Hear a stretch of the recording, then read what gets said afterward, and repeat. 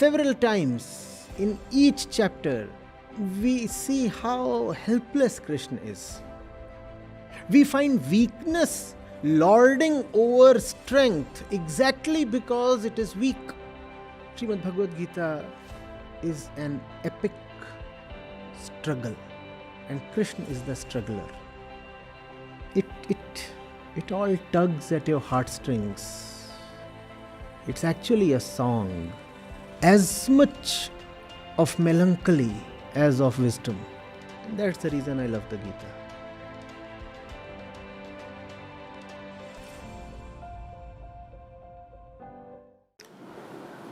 Our young adults seem to be full of confidence in the way they speak, dress, look and act.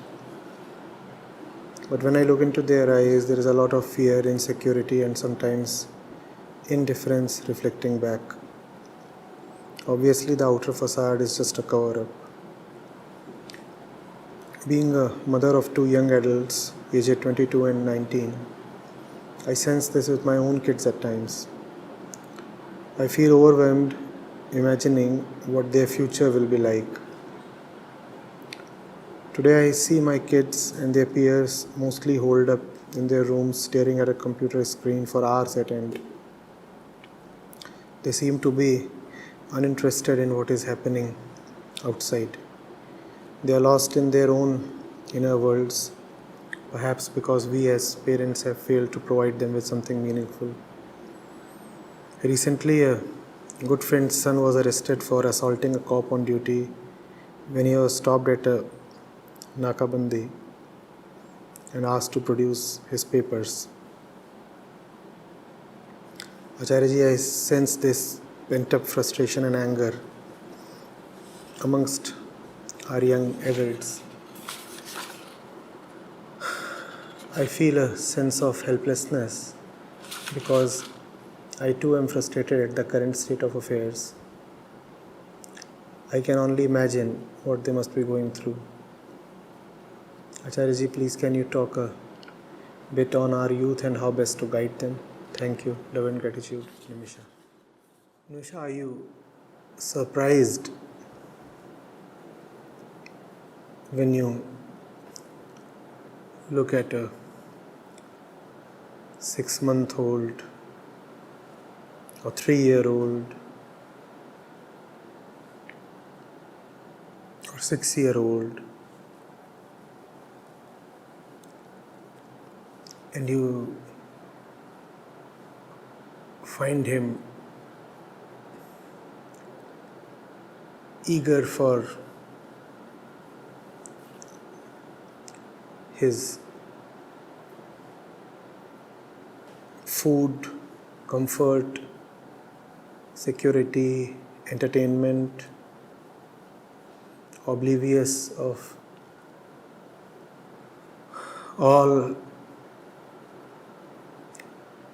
other worldly or otherworldly concerns?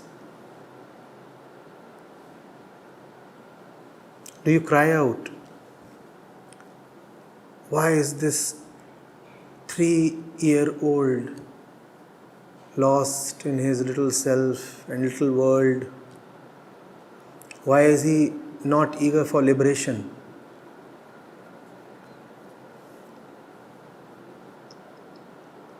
How many 3-year-olds have you found longing for liberation?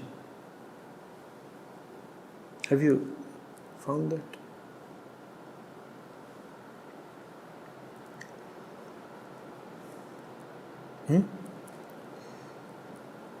Not only do you not accuse the kid or the boy of not being enough of a seeker, you in fact find his ignorance towards everything but his own comfort as cute, don't you?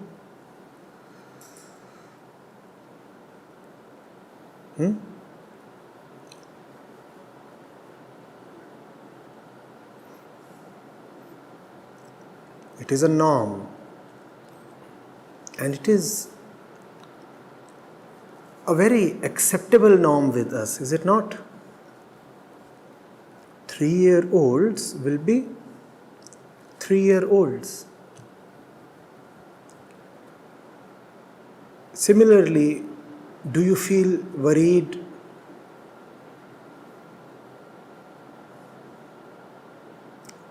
when you look at an animal busy doing what animals do?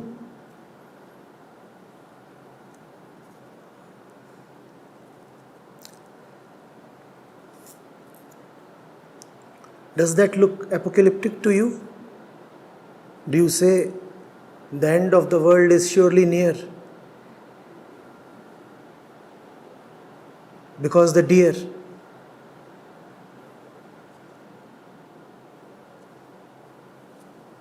has no interest in the scriptures. Deers do what deers are supposed to do. 3-year-old human kids do what 3-year-olds are supposed to do. But when it comes to young members of the species Homo sapiens, then we somehow have very romantic expectations.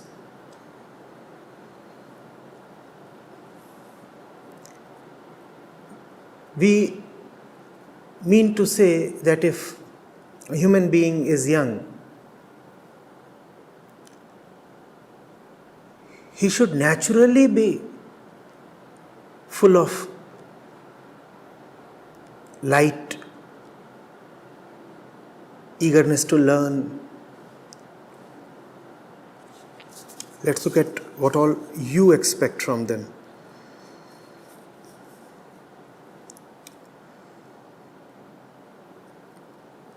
Fearlessness, interest in the affairs of world, humility, meaning and purpose in life,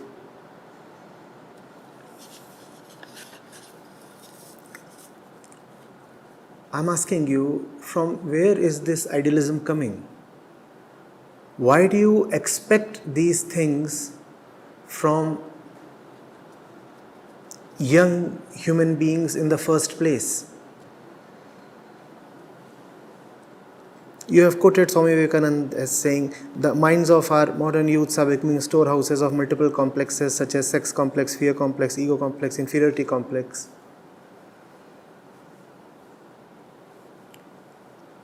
Hidden in your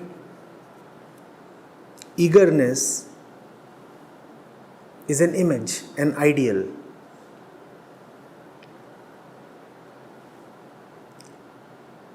And all ideals spring from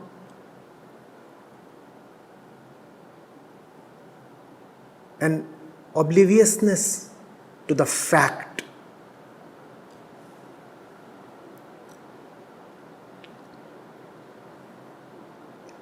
Very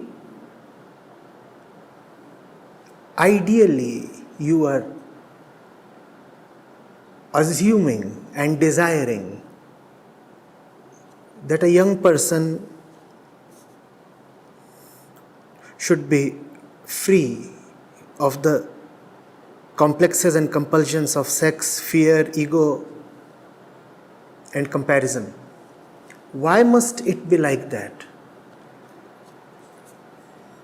What entitles you to think and demand that just by virtue of having attained a certain age, a human being should be free of sex, fear, ego, inferiority,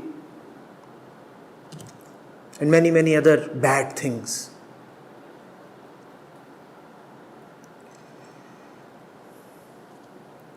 You look at a Swami Vivekananda and then you want the others to be like that.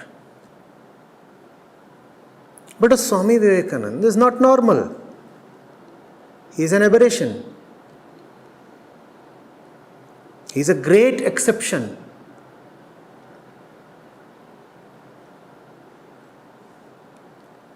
Just by looking at him, if you start assuming that all young human beings by default should be like him, then you are missing the fact of what it means to be a human being. Look at the life cycle of the ordinary human being. We say he is designed to live till 100. He is designed to live till 100. When does he begin to procreate? At 12, 14. It is under the influence of civilization that you push him to delay his reproductive activity. Otherwise, when it comes to Prakriti, physical nature, she prepares him or her and pushes him to indulge in the sexual and reproductive act even at the age of 10 or 12 or 14. Now that's quite interesting, because the man is supposed to live till 100.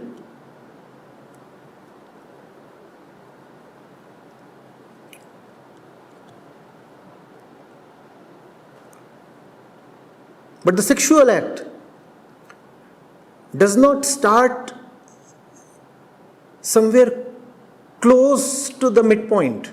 It does not start at 30 or 40 or 50. In fact, even before one reaches midway,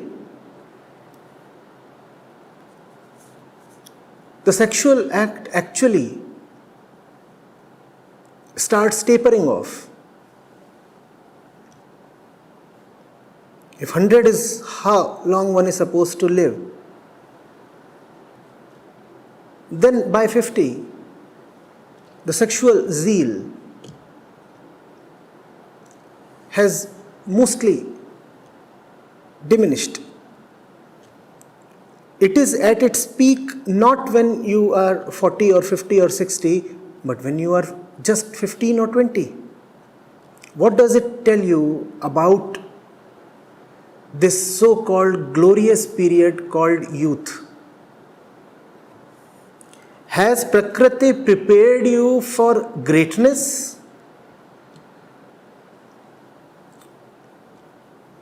Greatness in the likes of Swami Vivekananda is a great exception. Prakriti does not prepare you for greatness. Prakriti prepares you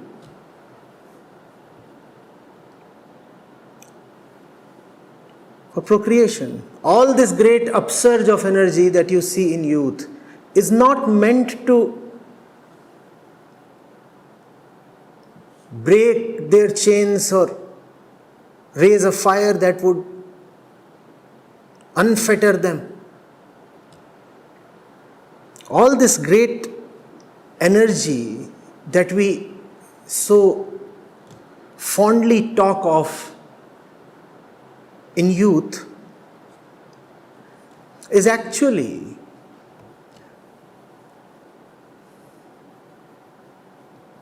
aimed at just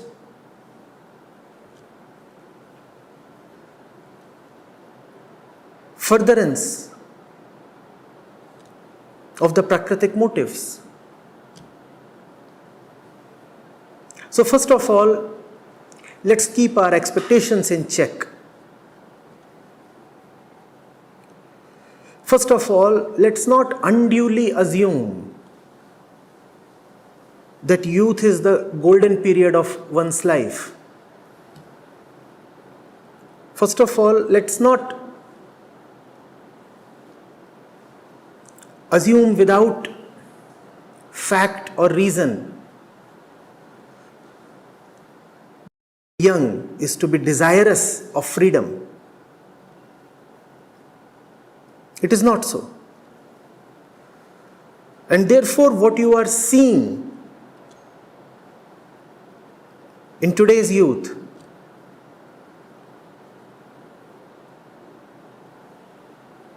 is just normal. In worldly language, natural.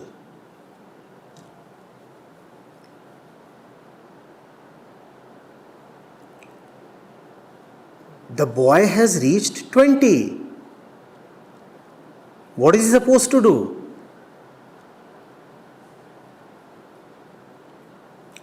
Look at the massive universe and wonder about its secrets.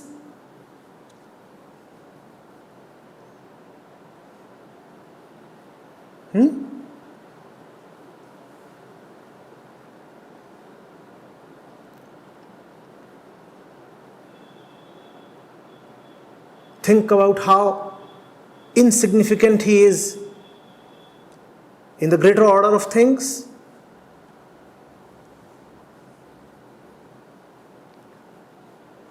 Look at the birds and the bees and say, oh, all this is but Maya. Do you see that in animals? Do you see that in kids? Then why do you expect that the youth would magically turn into great lovers of truth and freedom?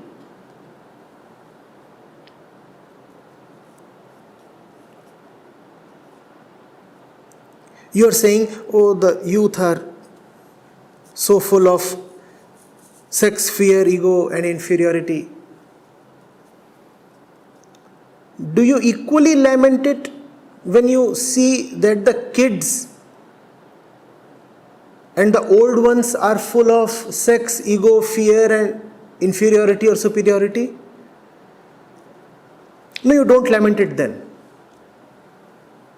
I have not heard anybody come and say, you know, sir, all the octogenarians and the nanogenarians,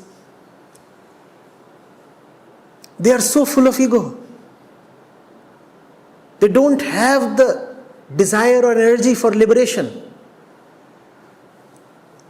Neither have I heard somebody come to me and say, my Pintu is now 6 years old, but he has no yearning for God. Now then it becomes quite strange. The fellow has no feeling for freedom when he is 6. And you don't find it odd. The fellow has no feeling for freedom when he is 60. That too you don't find odd. But when the fellow is 25, then you expect that somehow magically, just like Swami Vivekananda, he too will turn into an ideal seeker, renouncing everything, sacrificing everything for the sake of inner joy. Why would he do that? What is it about attaining a certain age in life that makes you think that one would be full of zeal and energy and compassion and great love for the truth? Nothing. Nimisha, 6 is 16, 16 is 26, 26 is 46, 46 is 86. Nothing changes. When you are 6, you behave as your DNA dictates you to behave at 6. When you are 26, you behave just as your DNA dictates you to behave at 26. And when you are 66, you behave just as your DNA dictates you to behave at 66. We are just another species of animals. Why do you forget that? Just because in between, once in a few centuries, you get somebody like Swami Vivekananda who seems to defy the Prakritic order, we start thinking too big of ourselves. We disrespect and undervalue a Vivekananda so much that we feel that what he did was fairly normal, easy and common. We want that to be the norm. We say, oh, if he could do it, why are the other youth not found doing it? And when they are not found doing it, then we regret and lament and complain. Do you see that it is based on an underestimation of what it means really to be a Swami Vivekananda? If we could really see that he was an utter genius,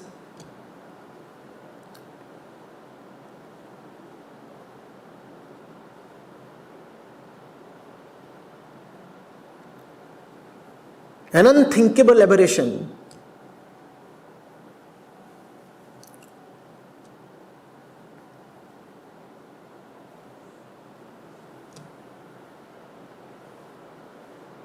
an Everest in a landscape crowded at best with plateaus, then we would not demand that every normal youth be free of fear and lust and ego and self-centeredness.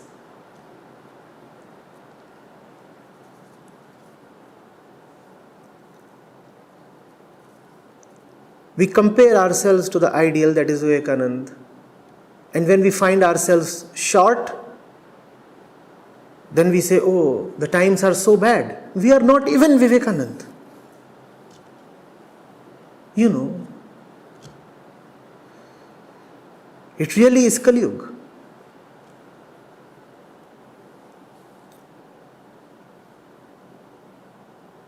I'm not able to match even Vivekananda. Excuse me, what did you just say?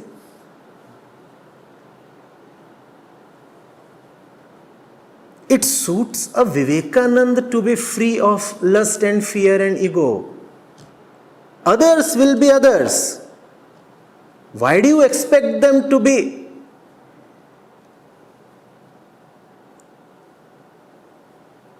abnormal, if not paranormal? They are not supposed to be. In fact, if they act as if they are Vivekananda, then they would be putting up a facade, as most youth do.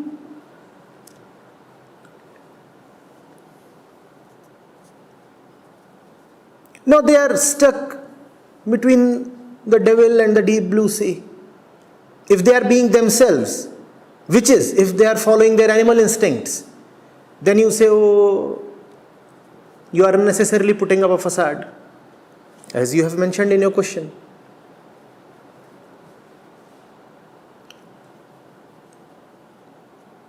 Is it not so? Let's think over it. That if they try to act spiritual, then they are really putting up a facade.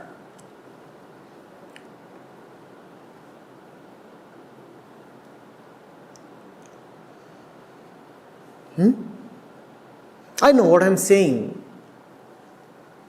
is not idealistic. Most people will not find it uplifting or motivating.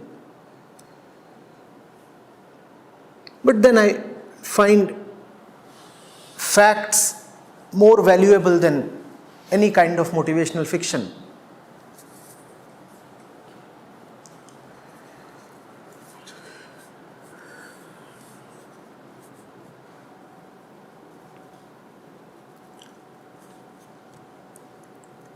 You are saying youth has pent up frustration and anger.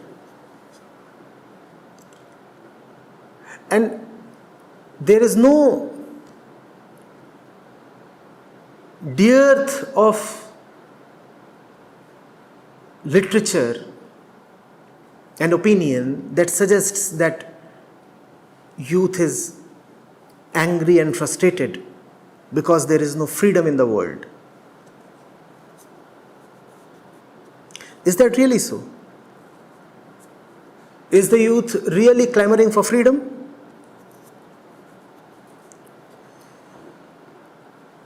Ask them, why are you frustrated?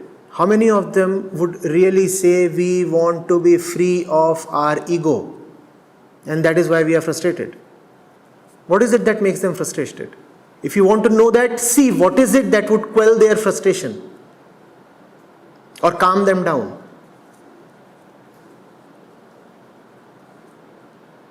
Offer them money, offer them sex, offer them some weed, offer them comfort, and all the frustration and anger is gone. It's not so. Is it real of you, Nimisha, to think that the youth are frustrated and angry because they are not getting enlightenment? Seriously? I'm again asking you. At 8, he didn't want enlightenment. Even at 48, you will not find him wanting enlightenment.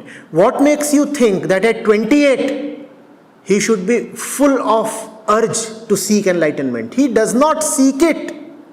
He is not designed to seek it.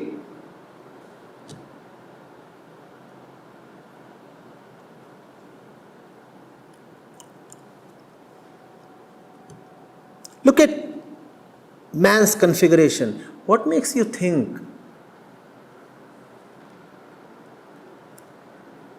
that a kid is born to be a Swami Vivekananda? No. What makes you think that a woman is born to be one of the greats? A Meera or a Mari? Neither Meerabai nor Marie Curie.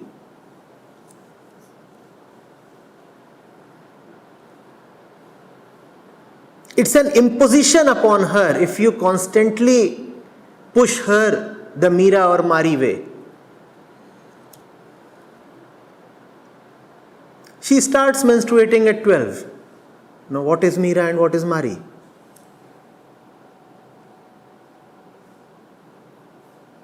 The boy starts masturbating at 14. What's Swami Vivekananda? And often you don't even have to teach him to masturbate. It comes to him in your language naturally. You don't have to teach it to him. Even if he's been living in a cave, he would learn to explore his body.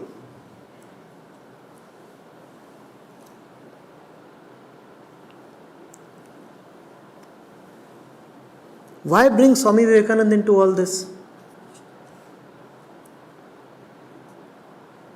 He was a distant star.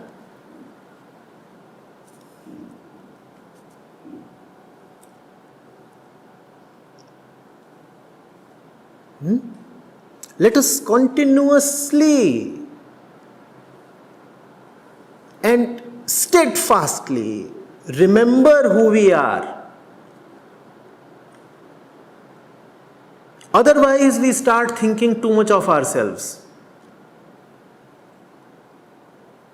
Otherwise, we start feeling as if enlightenment is a birthright and seeking enlightenment is a fundamental duty. Neither is enlightenment a birthright, nor is a human being obliged in any way to seek freedom or liberation. Human beings are designed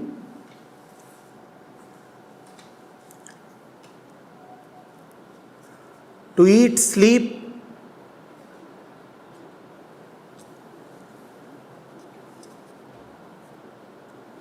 have sex, and die.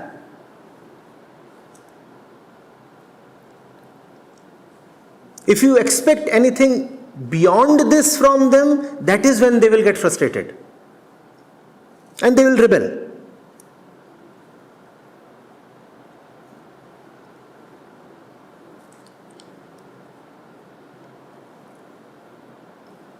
You know of the rebellious youth movement of the 60s and 70s, right? The counterculture.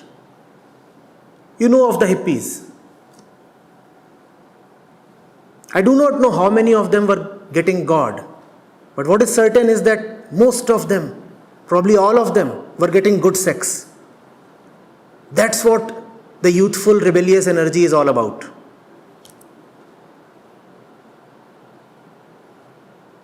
How many hippies got God? How many of them got good sex?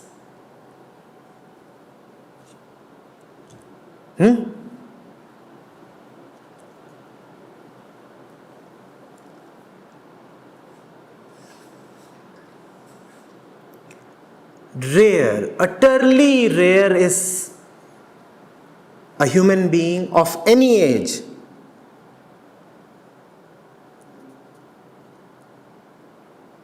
who is magically implored from within to chart a totally different way.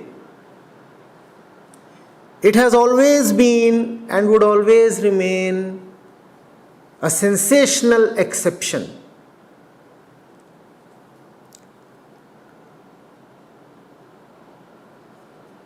The others will continue to do what they are designed to do.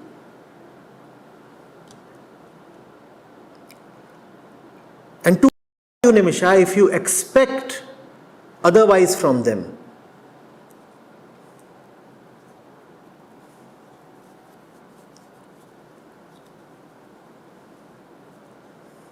it's almost like crying in despair when you don't find a donkey reciting the Gayatri mantra.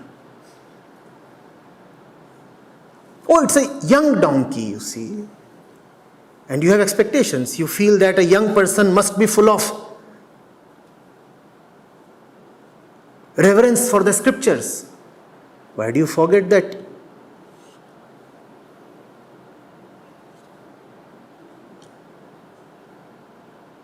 youth is just another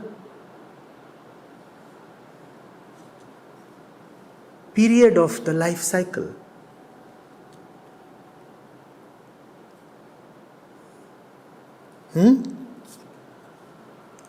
Prakriti invests in you that tremendous energy at that time so that you can produce babies. And that's what your principal concern will be. I want babies. Have you ever wondered why old people don't procreate, rather can't procreate? Because they don't have enough energy. And Prakriti says, bringing up a baby, raising a kid, requires a lot of physical energy. So it is not a coincidence that you exhibit the peak of your reproductive activity, sexual activity, when it is coinciding with the peak of your energy levels. Don't you see the coincidence? The peak of your energy levels coincide with the peak of your sexual activity. So what has Prakriti given you all this energy for? Isn't it obvious? Prakriti has given you all this energy so that you can chase men and women. This energy has not been given to you so that you can climb up the Himalayas and meditate there. This energy has been given to you so that you can run after the woman, pick her up, please her 5 times a day.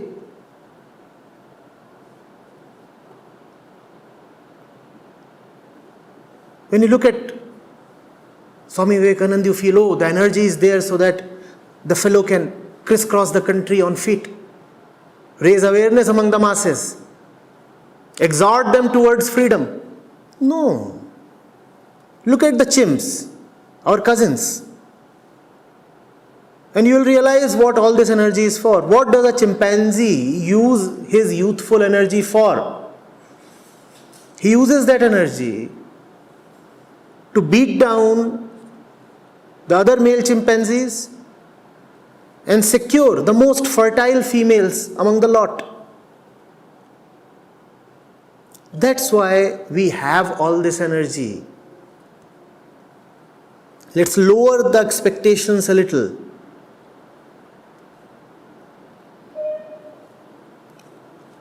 In fact, by the time you cross 50, don't you see that your sexual urge diminishes?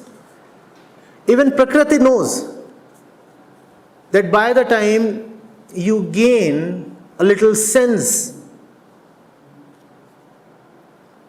owing to your life experiences, you would probably not be so deeply interested in the mating game. So Prakriti says, before you gain any wisdom, any sense, any experience, it is important that you do what I command to do. That work should be given the top priority and must get finished off as quickly as possible.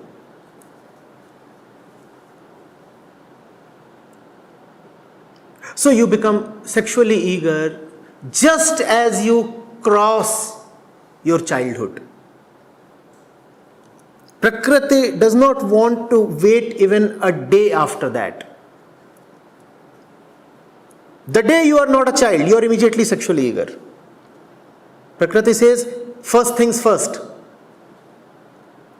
Your freedom, your wisdom, your liberation, all can wait.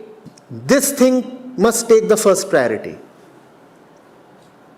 Now what has happened is, civilization has blocked that. So we have passed laws that say, the girl has to be 18, the boy has to be 21. And if she is below 16, then it becomes an even more heinous offense.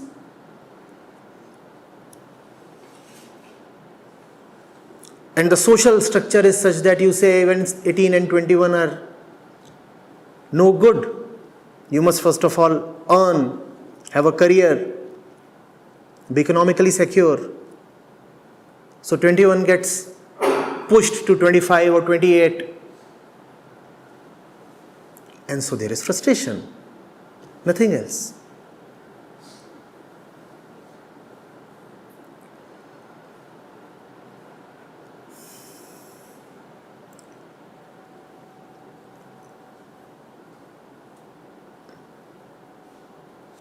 When I was in class 12th, we had this novel.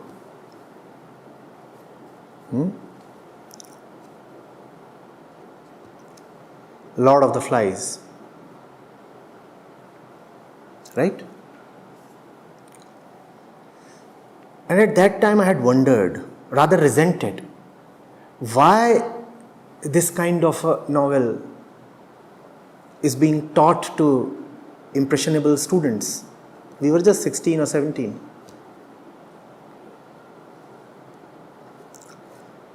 Those who are from the ISC board might know A Lord of the Flies, William Golding. Oh, I forget that there is a generation gap. ISC is not what ISC used to be. You have read that one? So, what was it about? It's the Second World War, and a group of school kids from Britain, they lose their way while on a flight. They are probably being taken to a secure location given that the war is raging. But somehow the plane loses its way. It lands on a desolate island, bereft of any trace of any civilization. The pilot is dead. Pilot is dead and the kids are on their own. And the kids vary from 5-year-olds to, well, probably 15-year-olds.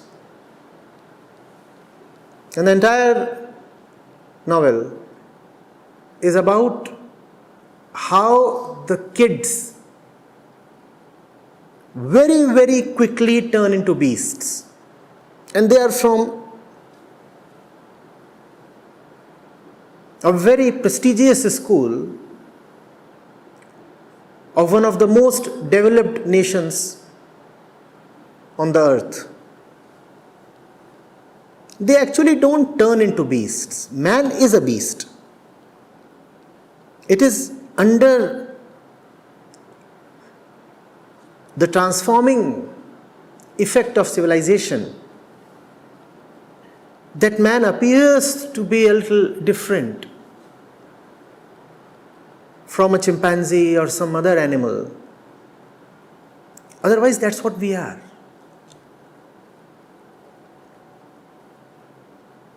Beasts. Why do you expect, Nimisha, that the young people would naturally be like the sannyasis of Swami Vivekananda? Why should they be that way?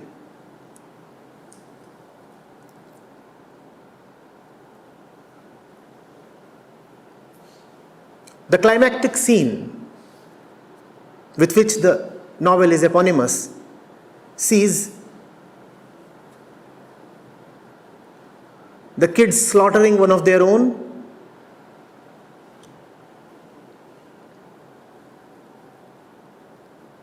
and putting up his severed head on a stick. And the flies on the island have all shrouded that head, and the head is hardly visible. So, Lord of the Flies. And then there are a couple of more deaths, a couple of more murders rather. They almost turn into cannibals. And all this within a matter of a few months. Our civilization is a facade. It doesn't take long for the veneer to come off.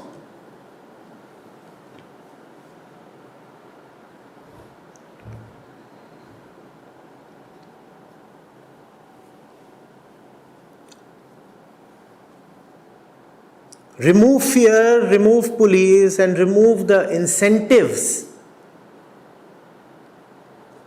towards civilized behavior.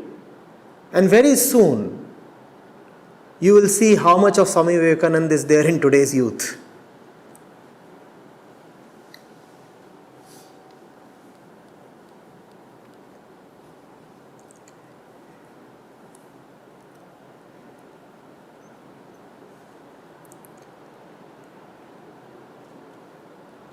Later on, I felt grateful that the novel was a part of the syllabus.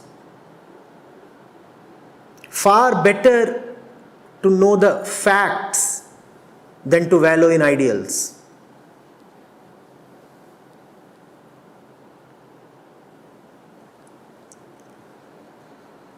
The serious, austere,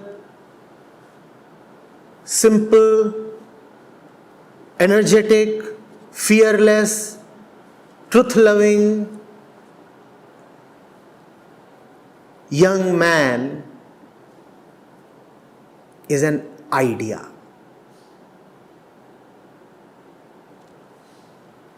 He really does not exist.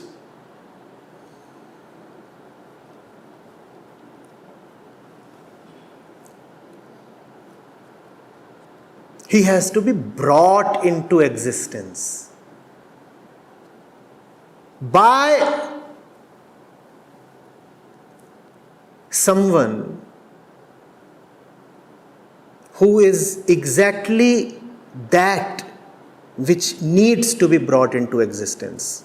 Before we talk of Swami Vivekananda Misha, let's talk of Ramakrishna Paramhans. There would have been no Swami Vivekanand had there been no Paramhans first of all. Swami Vivekanands don't drop off from the sky. They are raised, they are made, they are given birth not by their mothers, but by somebody like Paramhans. Where is Paramhans? Swami Vivekananda was an ordinary man, Narendra. And he too had his ordinary pursuits.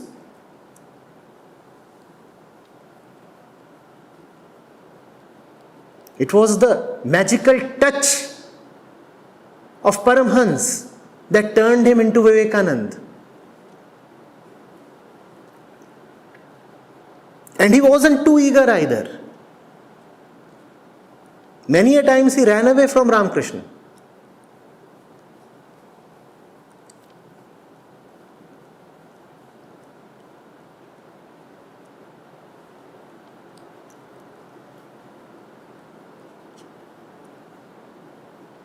Sometimes in the name of family responsibilities, sometimes in the name of education, sometimes because he was just bored with this ordinary devotee of Dakshineshwar temple.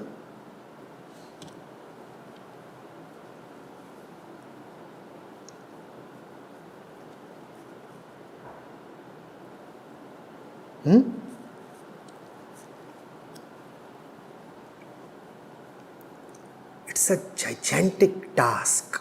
It doesn't just happen on its own.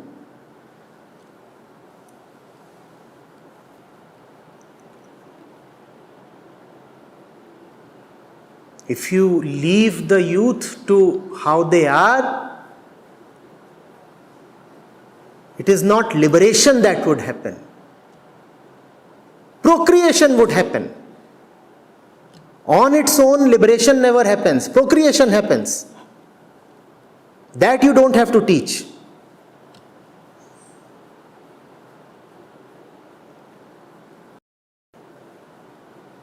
But we somehow have a feeling that liberation is cheap. It too should happen on its own. Why must it happen on its own? When we complain that our sons and daughters are not like Vivekananda and Nivedita, we must first ask ourselves, are we like Ramakrishna and Sharda? If we are not like Ramakrishna and Sharda, how will our sons and daughters be like Vivekananda and Nivedita? I repeat, fruits drop from trees. It is automatic. It is prakritik. It just happens. Man does not automatically get liberated. Man does not even have a conscious, innate desire for liberation. It is not there. In fact, if somebody has it, it is unnatural. Unnatural in the prakritic sense. One is not supposed to have it. How will you have it? Even Vivekananda would not have it. Had it not been aroused in him by an external agency. Nobody can just have it, except maybe, let's say, 1 in a million, 1 in a billion. We should not even talk of them. They are some kind of manufacturing problems. They are God's mistakes.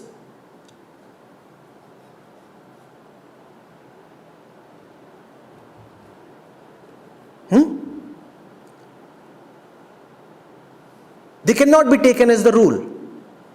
They cannot be taken as ideals.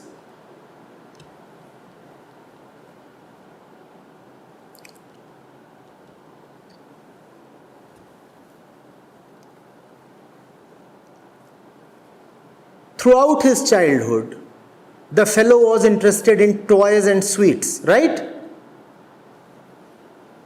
When he would play with fellow kids, he would either be violent or afraid. And we would say, oh, this is per the course for kids. This is how kids are, right? And when he turns 15, then we say, why is he not turning towards wisdom literature? Why must he turn towards wisdom literature? A 6-month-old baby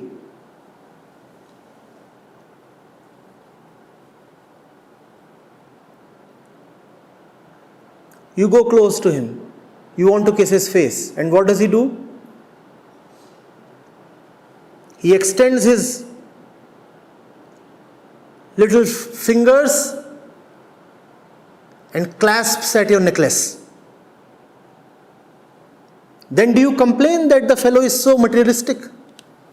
I wanted to kiss, but all he was looking at was my necklace. And you know that babies do exhibit exactly this kind of behavior, right? Go close to them and they'll want to grab whatever they can. Not God, something material. If Arjun goes to them, they will... This is from experience. And the grip is firm. The fist won't open too easily. And when you try to force it open, then the kid would cry.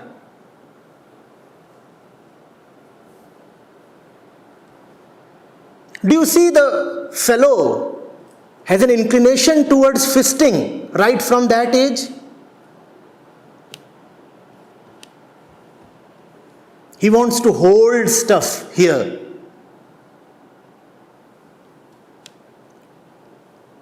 And then you don't say, why is he not like Swami Vivekananda? Why does he not approach people with palms wide open? One denoting that I came with nothing, the other denoting I will go away with nothing. Then you don't say. Then you say, oh, he is but a baby. It is very natural that he is clasping at everything. Tomorrow he clasps at money, at security, at all these things that you are complaining against. Then why do you find it odd? Just as this fist was trying to clutch something, similarly, at some other age, this same fist is used to clutch the genital.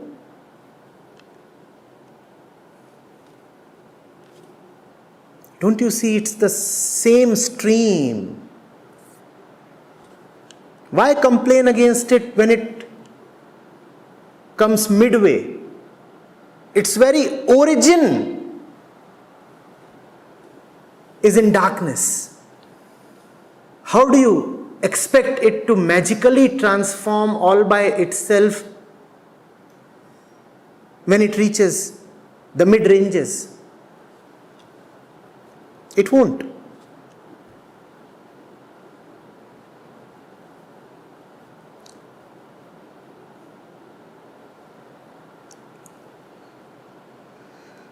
The clasping fist, is it not symbolic of babies across gender, nationality, religion? This is what you will find. Little kids always exhibiting.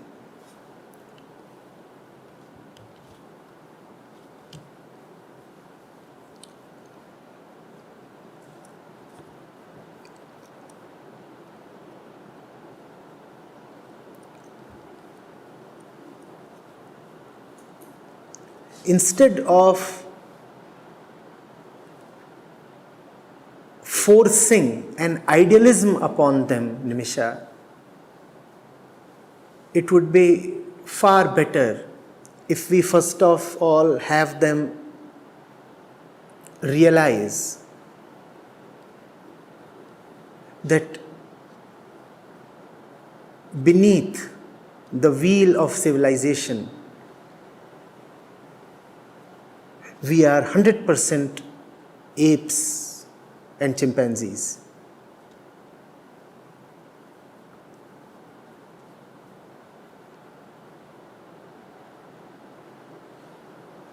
And even this civilization is an attempt gone badly wrong.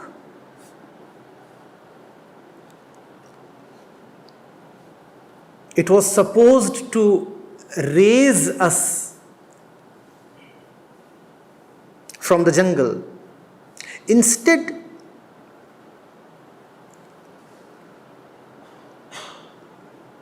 it has been such a botched up attempt that it has repressed us. That which needed to be elevated could not be elevated, so to hide the failure, it has been repressed. Are you getting it?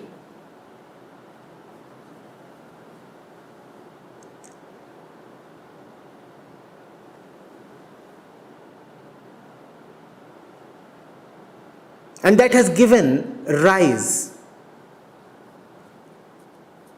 to the dark and dirty subconscious mind.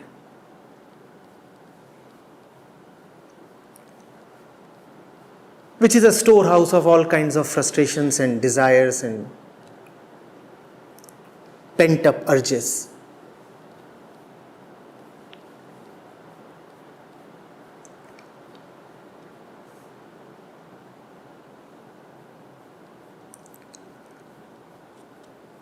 If you will force kids to behave differently than their prakritic selves, their jungle selves, their chimpanzee selves, then they will do that.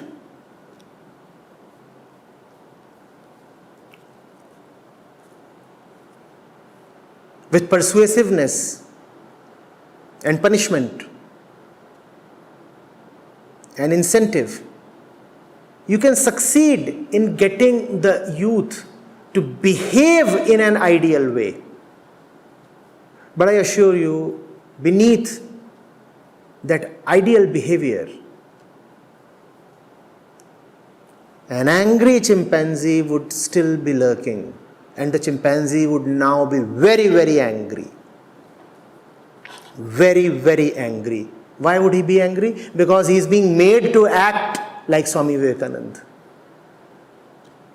Inside a chimpanzee and outside he has been forced to behave as a Swami. You see a lot of that in circus, don't you? The elephant is walking on two legs and shaking hands with kids. How do you think he is actually feeling? That's how our civilized youth are, especially spiritually civilized youth. The chimpanzee is speaking in French.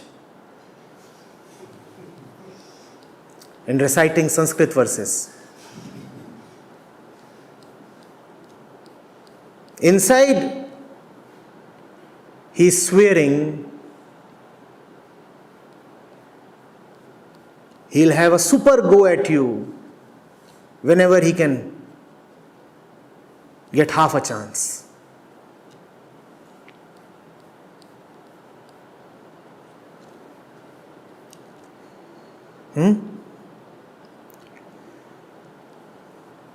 There was this parrot who was being made to ride a bicycle. A little bicycle. How do you think the parrot is feeling?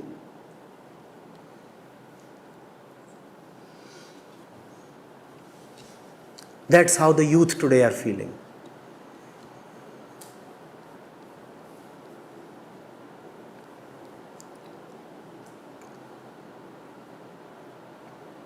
You want to elevate their consciousness, right? First of all, you must know what elevation really means, and you must know even before that, where do you want to elevate them from?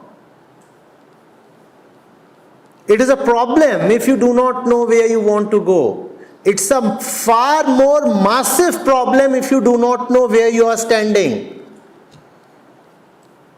You can be helped if you do not know where to go. You cannot be helped if you do not tell where you are standing. I need help, but where are you? That I do not know.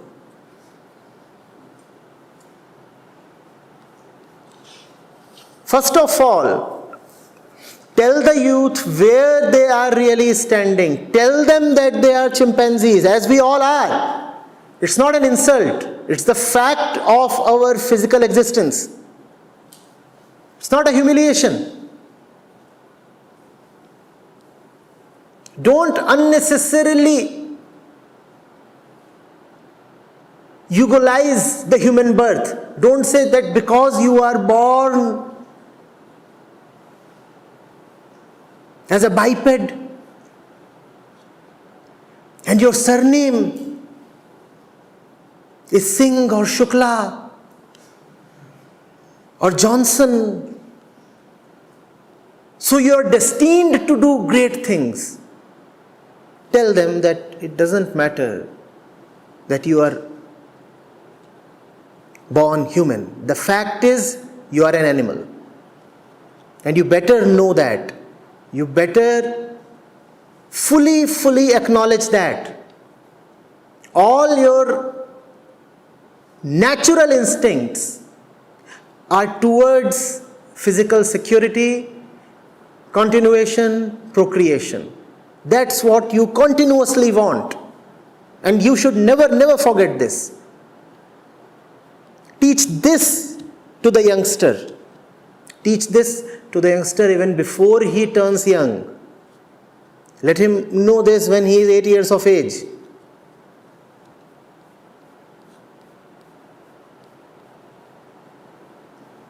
When he looks at the dog going after the bitch and asks, "Mama, what's this?" Tell him, human birth. We all are born as a result of this, and we are all born to do this. Man is a dog, woman is a bitch, without exception. That's what this entire drama is about. And no amount of economic progress, technical sophistication, or civilizational advancement can hide that or should hide that. That's what man's basic energy is, libido. You can give it fascinating names, all right.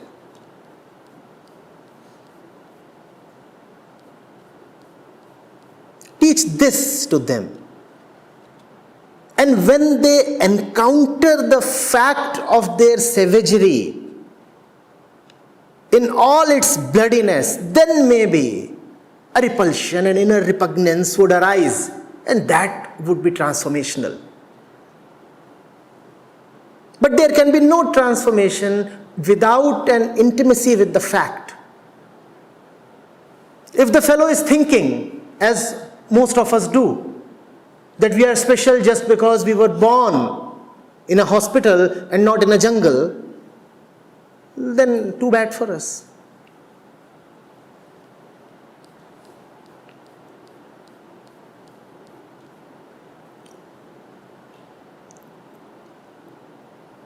Man might find it humiliating.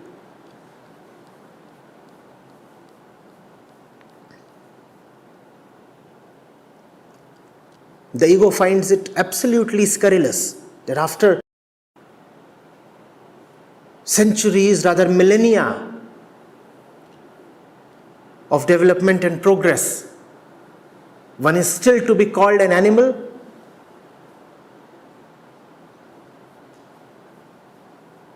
But we must acknowledge it because that is the fact. And every kid must be taught this. Then there would be the one odd little Narendra who would say, I hear this, I know this to be true as a fact, but I don't like this. There is something in me that revolts against this. And then let him walk out of the classroom and discover a Paramhans. And then there is some possibility of a real Vivekanand taking birth. You do not get them cheap, Nimisha, please. It's almost like asking, why aren't diamonds falling from the skies? And complaining and crying hoarse. Oh, there was a hailstorm, there was a hailstorm. Why didn't I find precious stones in them? Why must you find precious stones in them? A hailstorm will give you water, frozen water. What makes you think that you will find diamonds amongst hails? How did you come to have this expectation? What makes you think that you will just find a Vivekananda amongst usual human beings?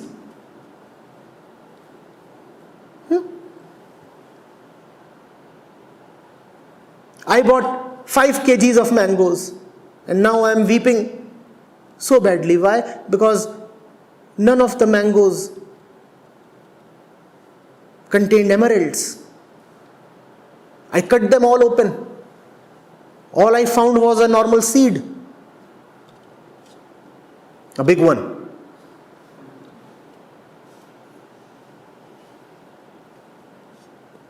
Huh? Mangoes will be mangoes. Chimpanzees will be chimpanzees. A human chimpanzee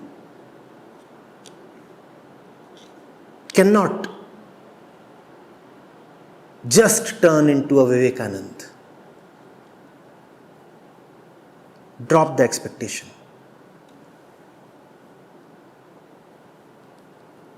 Instead, teach him that he is a chimpanzee. Sounds brutal, but would be helpful.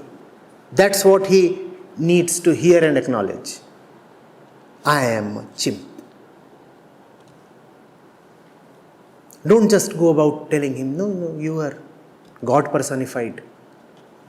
When God wants to visit earth, then he takes birth as a kid.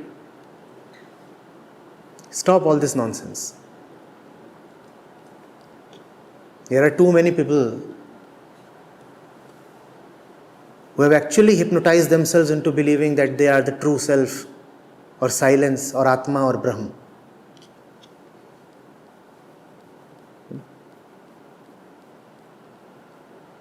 Even chimpanzees are mocking him. Imagine one of them saying, I am Brahm.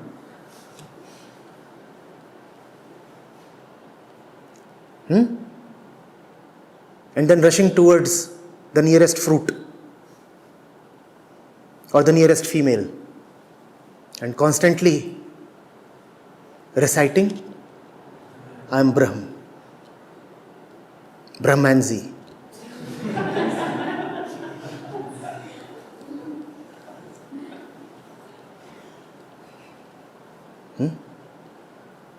That's a good name for most spiritual seekers, especially those who believe that they have attained Brahmalinta. Brahmanji.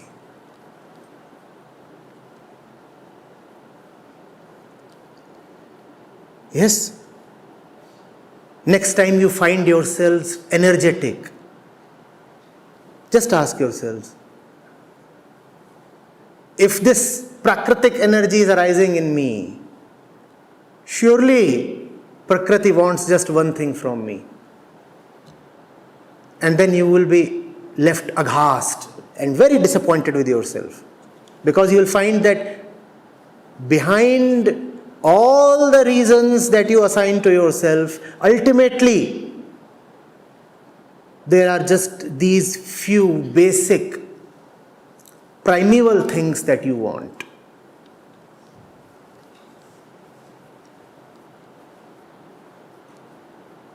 It would be shocking and it would be humiliating, but it would be real. Let's, for a change, give value to reality.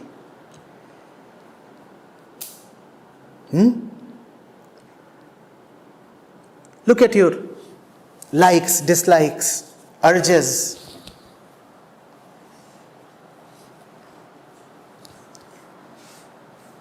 If this session were happening in a forsaken place, dark and damp, you wouldn't have been probably so eager to attend. Here you are far more agreeable. Ask yourself, what is it that makes me agree to this environment rather than a so-called inferior environment? And even here you will find prakritic motives. Even here.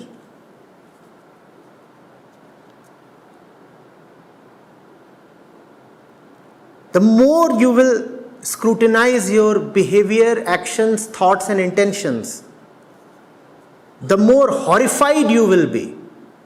All the time there is just fulfillment at the material level that we are seeking. It would be truly horrifying to discover. Even when we say that we are spiritual seekers, it is actually material fulfillment that we are targeting. And if you can look at your life, your actions and intentions with that brutal honesty, then it is possible that out of sheer disgust towards yourself, you say, I'm dropping myself.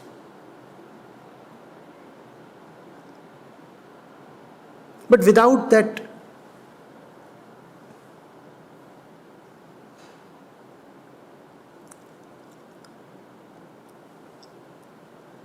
ruthless honesty, you will just keep believing that you are a lover of truth.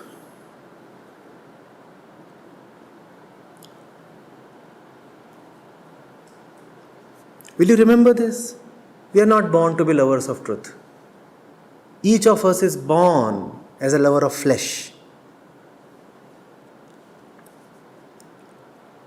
So if an inner voice says, I am doing this for the sake of truth, I am doing this because I like truth, don't believe it too easily.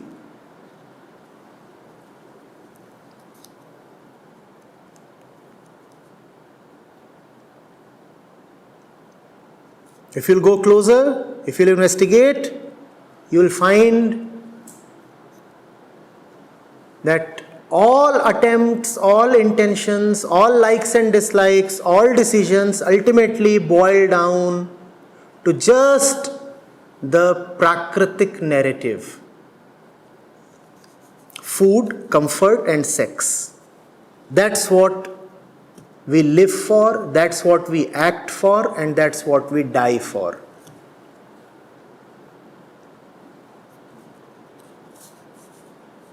That's what we are kids for, that's what we are young for, that's what we are old for.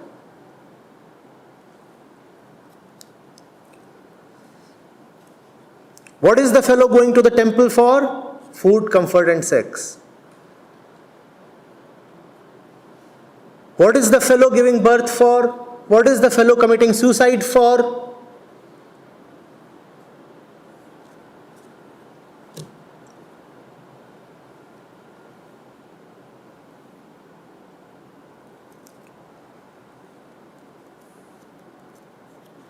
One thing that you should stoutly resist believing in is your own piousness. That's your greatest propaganda against yourself. I am pious, I have holy intentions. Come on.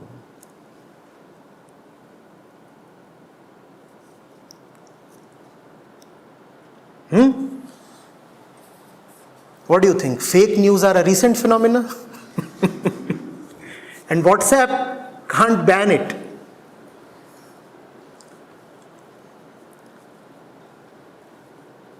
You don't have to forward it to others. You invert it to yourself. I am pious and I have holy intentions. This was the first piece of fake news invented by man.